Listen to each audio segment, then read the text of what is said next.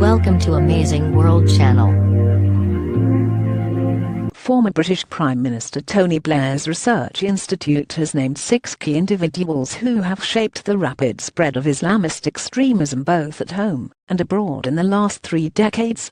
The Tony Blair Institute for Global Change said in a new report based on database research that just over 2/3, 67% of British jihadists have links, either directly or indirectly, to a core handful of ideologues.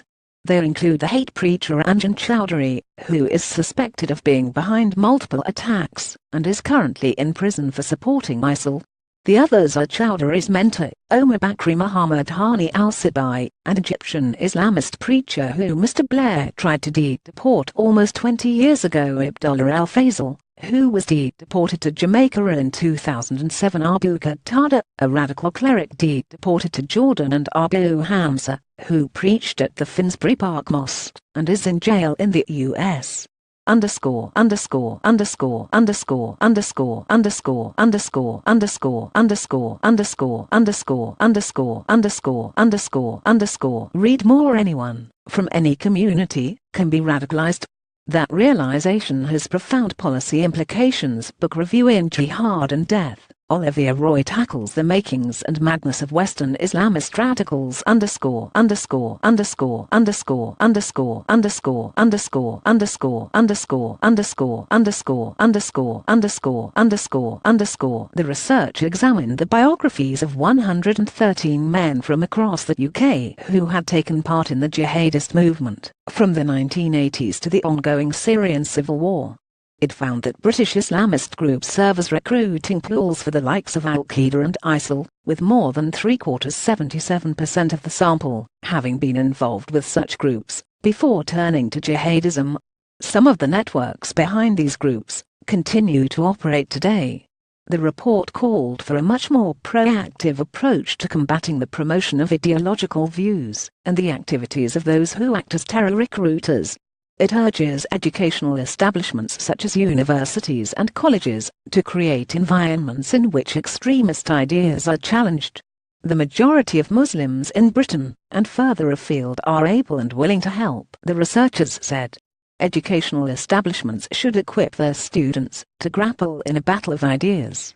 They should encourage environments in which no opinion can be presented as unchallengeable truth. Just as we have challenged totalitarian ideologies in the past, so must totalitarianism in the name of religion be challenged. The report also argues that the authorities need to work harder to target hubs spreading extremist messaging. Specifically, it says police and regulators should investigate mosques and religious study centers where links are found to multiple jihadists, examining whether radicalization is taking place under its auspices. Local communities need support to resist the infiltration of extremists, it found. In some cases, Islamist leadership is imposed on mosques after a takeover of the Board of Trustees by organized groups, the report said. The members of the local Muslim community that attend the mosque are the victims of such action. Investigate mosques and religious study centers where links are found to multiple jihadists, examining whether radicalization is taking place under its auspices. The report makes a string of wider findings about the nature of extremist recruitment. It found that women tend to be radicalized online more than men. At least 44% of the sample of women were partly radicalized online, whereas only 4% of men had an online element noted in their radicalization. London dominates British jihadism, according to the research. 49% of the sample were based in the capital. Many British jihadists are also well educated.